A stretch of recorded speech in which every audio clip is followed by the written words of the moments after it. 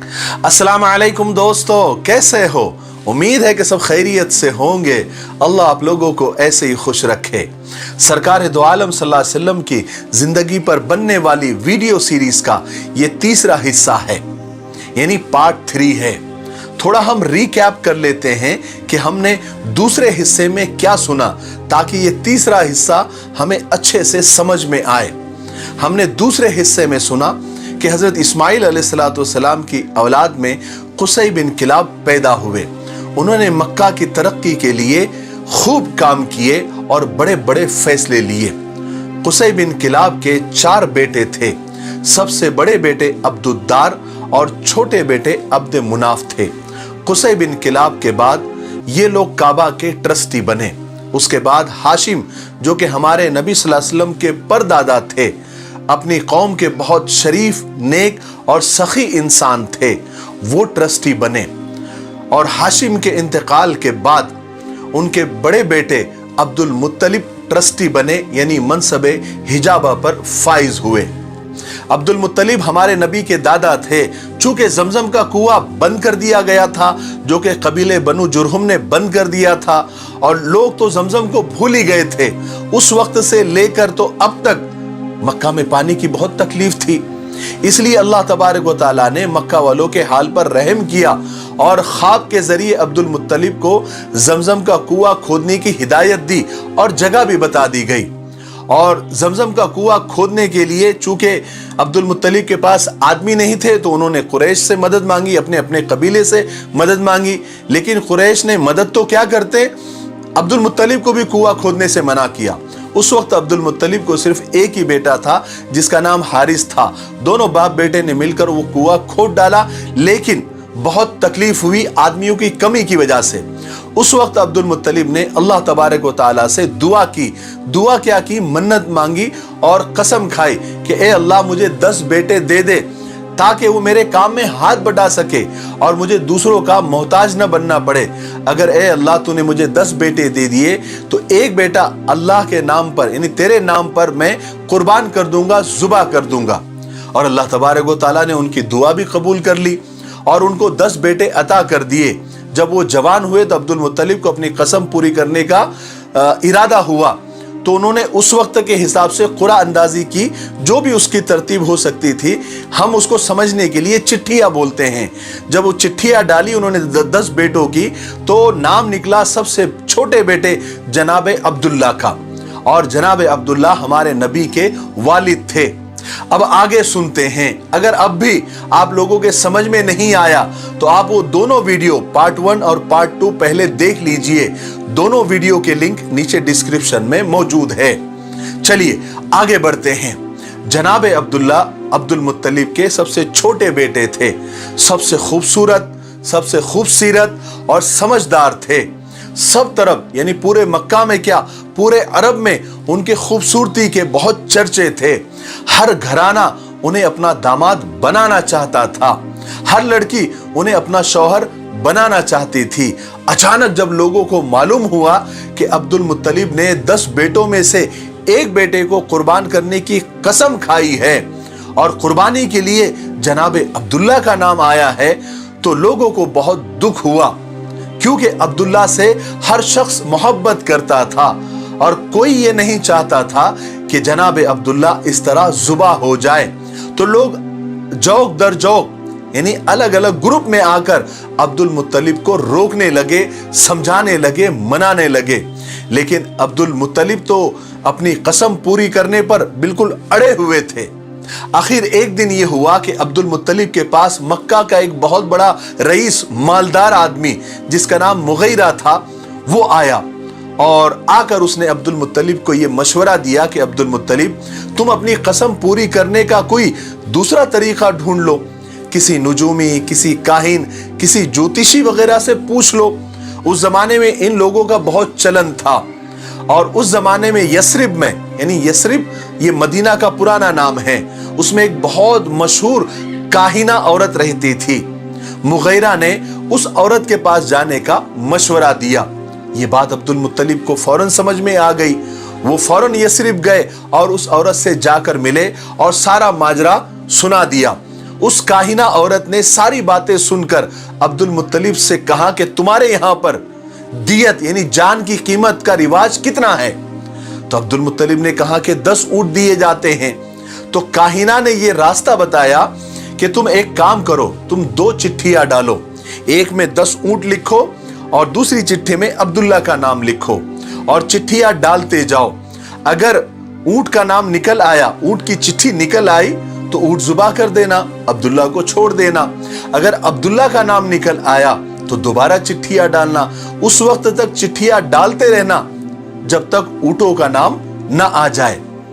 अब्दुल मुत्तलिब की ये बात समझ में आ गई और चूंकि ये बात किसी काहिना ने और बहुत मशहूर काहिना औरत ने इसको कहा था जिसको सारा मक्का और पूरा यसरिब मानता था, चुनांचे अब्दुल मुत्तलिब ने मक्का आकर कुरा डाला यानी चिट्ठियां डाली तो 10 बार जनाबे अब्दुल्ला का ही नाम निकला।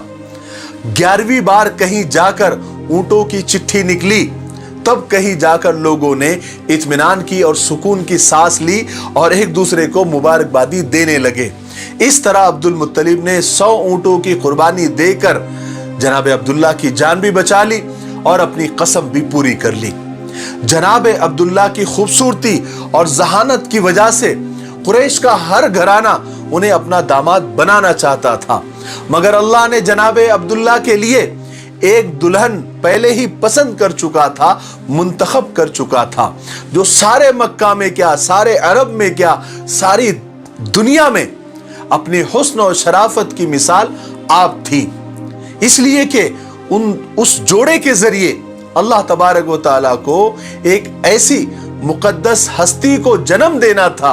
वो जोड़ी एक ऐसी मुकद्दस हस्ती जन्म देने वाली थी जिनके सदक़े में ये दुनिया बनी, ये आलम बना, ये जहान बना।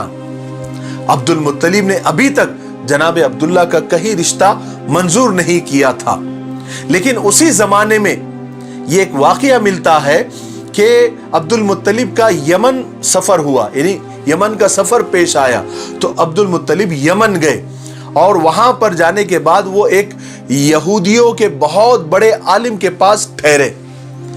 एक दिन वो यहूदी आलिम अब्दुल मुत्तलिब को बड़ा गौर से देखने लगा, फिर अचानक बोलने लगा कि ए इब्ने हाशिम, अगर आप इजाजत दें तो मैं आपके बदन का कुछ हिस्सा देखना चाहता हूं। अब्दुल मुत्तलिब को बड़ा ताज्जुब हुआ, मगर उन्होंने इजाजत दे दी क्योंकि वो यहूदियों का बड़ा आलिम था। अब उस यहूदी आलिम ने अब्दुल मुत्तलिब का बदन टटोलना शुरू किया, यानी देखना शुरू किया। देखते देखते उसकी नजर अब्दुल मुत्तलिब की नाक पर पड़ी और उसने जल्दी से अब्दुल मुत्तलिब के नथने देखे और पुकार उठा कि मुबारक हो तुम्हें ए इब्ने हाशिम, मुझे एक तरफ से नबूवत का पता चलता है और दूसरी तरफ से सल्तनत और बादशाहत का पता चलता है।